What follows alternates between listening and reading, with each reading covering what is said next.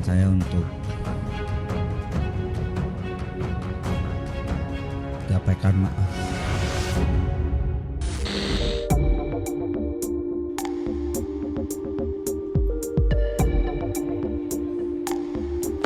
Joska, nama yang sudah tidak asing lagi bagi kalangan milenial atau pemerhati keuangan. Bukan karena media sosialnya yang menarik, tapi banyak kasus klien Joska yang merugi hingga ratusan juta rupiah dan telah menjadi sorotan di berbagai media sosial hingga pemberitaan. Beragam tangkapan layar yang menunjukkan nominal kerugian para klien Joska bertebaran di media sosial seperti Twitter. Tak tanggung-tanggung, kisaran kerugian yang dialami pun berkisar dari 10 juta hingga ratusan juta rupiah. Menurut salah seorang sumber CNN Indonesia, puluhan klien yang menjadi korban PT Joska Finansial Indonesia ini telah membentuk grup WhatsApp untuk dapat saling berkomunikasi dan mencari solusi bersama. Uang saya yang hampir 100 juta itu hanya tinggal 15 juta. Itu semua tabungan saya selama 2 tahun. Waktu itu saya tanya, ini bagaimana penyelesaiannya? Mereka selalu bilang kayak ditunggu, ini pasti akan balik. Setelah melakukan investigasi dari laporan pengaduan yang masuk, Satgas Waspada Investasi akhirnya menghentikan izin kegiatan bisnis Joska serta memblokir situs, aplikasi, dan media sosial pada Jumat 24 Juli 2020. Joska ini dihentikan karena diduga melakukan kegiatan tanpa izin, yaitu penasihat investasi atau manajer investasi tanpa izin.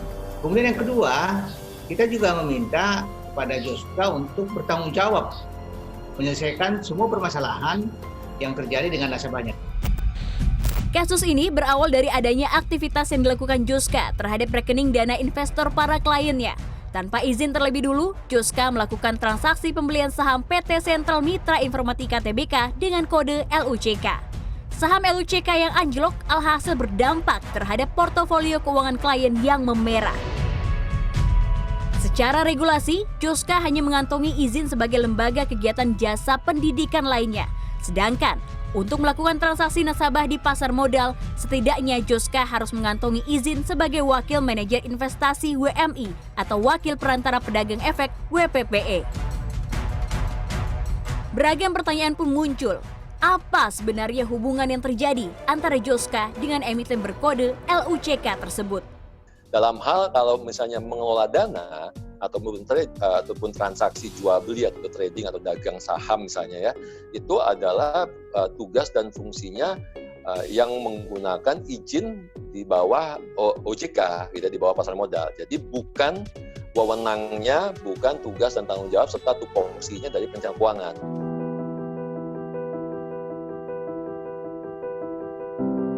CEO dan founder Joska, Akar Abiasa Fizuno pun akhirnya memberikan pernyataan melalui akun Instagram pribadinya. Melalui video, Akar menyampaikan permintaan maaf dan berkomitmen untuk menanggapi segala permasalahan yang dihadapi oleh kliennya. Melalui video ini, saya ingin mengajak dan mencari jalan tengah, memberikan solusi yang paling baik untuk semua pihak. Karena bagaimanapun saya tumbuh dan besar sebagai pebisnis dan saya diajarkan untuk memegang prinsip bahwasanya masalah bisnis seharusnya bisa diselesaikan secara bisnis. Kasus ini sebetulnya bisa menjadi pelajaran bagi masing-masing pihak. Tidak perlu berdebat atau saling menyalahkan. Sebagai pengguna jasa layanan keuangan harus lebih berhati-hati untuk mengecek izin perusahaan yang dipilih. Kemudian jangan terbuai dengan promosi dan konten yang menarik.